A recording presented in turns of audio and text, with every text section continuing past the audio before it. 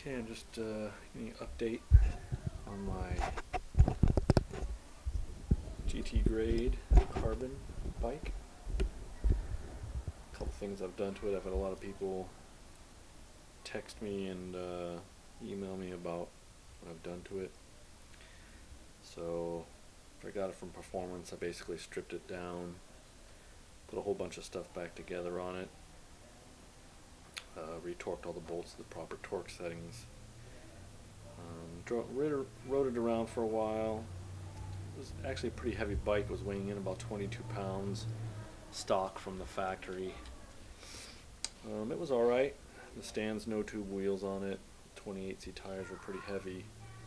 Had pretty heavy aluminum bars on it and stem, and big old aluminum seat post that was pretty heavy. The stock FSA cranks, I think they weighed 800 grams, something like that. They were pretty heavy. So here's the things that I've done to it so far. Basically put SRAM red hollow carbon cranks on it, Mavic wheels, disc wheels, carbon FSA seat post, super lightweight aluminum bars. Let's see, I've done lightweight stem on it. I think these bars, these aluminum bars, even though they're aluminum, they're about 200 grams. Super lightweight. Lightweight carbon seat post. Still have the Force 22 group set on it with 1128 rear cogs. Seems to work out great. I like that combination.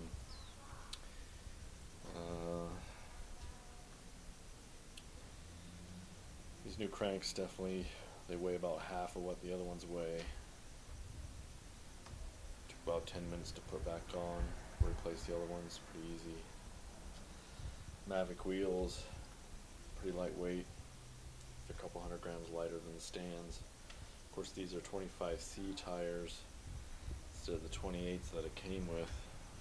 I have some 28s. I may go back to them at some point, but for now, running the 25C because it's summertime mostly, and just running on the flat hard surface. So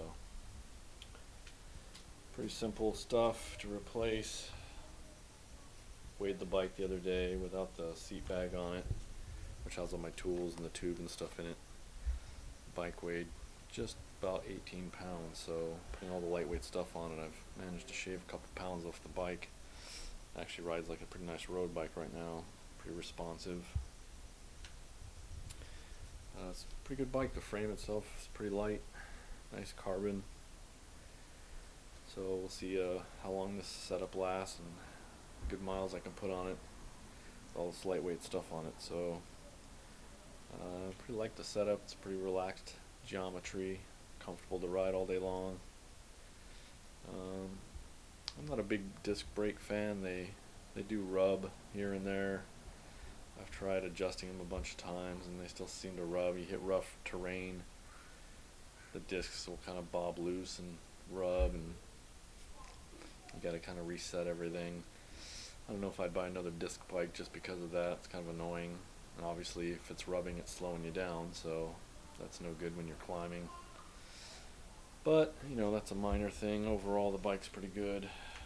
Finding wheels for this thing wasn't easy because of the 15mm through axle on the front makes it kind of difficult. Not too many people have wheel sets like that. It's just a regular quick release in the back.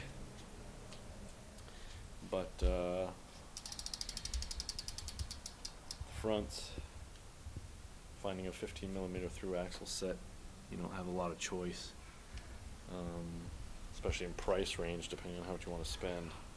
I think there's some really upper end ones that you could get, but I didn't want to spend $2,000 on a set of wheels on a bike that cost $2,000. So a little out of my price range for this bike for what I do with it. But overall, pretty great bike so far, and I'll continually update on this bike as it goes. This is a 2016 model, I got it from Performance. It had the SRAM 22 Force 11 speed on it, which is pretty good. I'm waiting for the hydraulic SRAM Red hydraulic set to come out, the E-tap, so I'll probably end up putting that on it at some point. I know that's going to cost almost as much as the entire bike did, but I think it'll really change the bike. I did the E-tap on my road bike and it's just amazing, so I will definitely be doing that, which will probably improve the shifting and the look of the bike and the weight, hopefully a little bit. So that's it for now.